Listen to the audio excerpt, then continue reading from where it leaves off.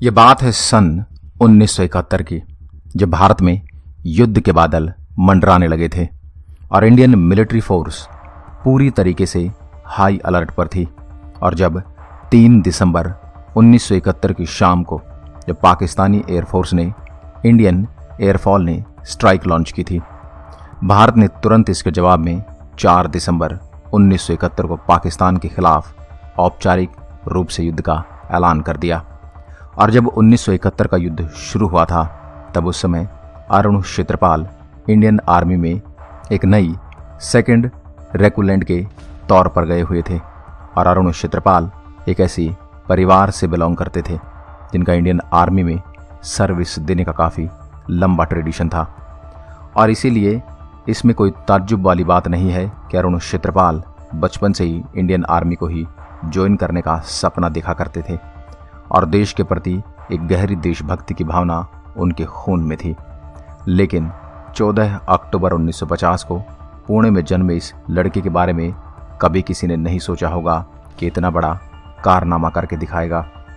अरुण क्षेत्रपाल ने सवार prestigious डॉरेंस school से अपनी स्कूलिंग कंप्लीट करके 1967 में एनडीए में दाखिला लिया और वे 3 जून 1971 को इंडियन आर्मी के 17 पुणे हॉर्स में कमीशन्ड हुए थे। और आर्मी में कमीशन्ड होने के 6 महीने बाद ही भारत और पाकिस्तान के बीच 1971 का युद्ध छिड़ गया था। उस समय अरुण क्षेत्रपाल के रेजिमेंट को ऑर्डर दिया गया कि वे सकलगढ़ सेक्टर के पास बसंतर नदी के पास एक बेस को स्थापित करें, क्योंकि बसंतर नदी एक ऐसी जगह थी जो पाकिस्तानी बेस के काफ़ी करीब थी और ये रणनीतिक रूप से दोनों देशों के लिए बहुत ज़्यादा महत्वपूर्ण थी, क्योंकि इसमें जम्मू से पंजाब तक के सभी रोड और रेलवे लिंक्स आते थे। और अगर पाकिस्तान इस लिंक को काटने में कामयाब हो जाता तो फिर जम्मू कश्मीर, अमृतसर, पठानकोट और गुरदासपुर जैसी कई महत्वपूर्ण जगह खतरे में पड़ जाती। उस समय अरुण क्षेत्रपाल की रेजिमेंट 47वीं इन्फेंट्री ब्रिगेड की कमांड के तहत आती थी, जिसे ब्लैक एरो के नाम से भी जाना जाता था। लेकिन इस बसंतर नदी में कब्जा करवाना काफ़ी ज़्यादा मुश्किल था, क्योंकि पाकिस्तान ने कश्मीर को पंजाब से काटने के लिए सकरपुर बजल में बसंतर नदी में अपनी शक्ति को इतना मजबूत कर लिया था कि लगभग एक असंभव सा कार्य लगने लगा।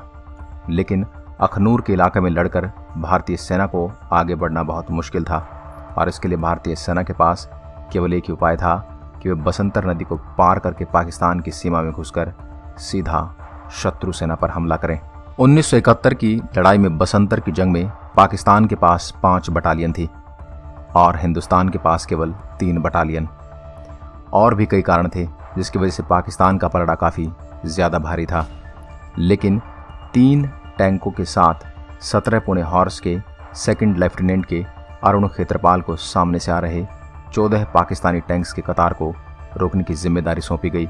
और महज 21 साल का यह लड़का सामने से आ रही स्क्वाड्रन से भिड़ गया। लेकिन अरुण क्षेत्रपाल के बाकी 2 टैंक के कमांडर मल्होत्रा और लेंथर अलबाहर बहुत बुरी तरह से जख्मी हो गए। और इसके बाद अब इस नेतृत्व की जिम्मेदारी केवल इस 21 साल के नौजवान अरुण क्षेत्रपाल पर आ गई।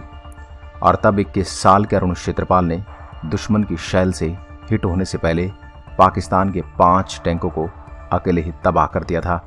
लेकिन 5 टैंकों को तबाह करने के बाद अरुण क्षेत्रपाल को भी एक शैल हिट कर चुका था और वो भी पूरी तरह से जख्मी हो गए थे और उनका टैंक पूरी तरह से काम नहीं कर रहा था। लेकिन उनके टैंक की गन अभी भी इतनी अच्छी हालत में थी कि वो पूरी तरह से काम कर रही थी।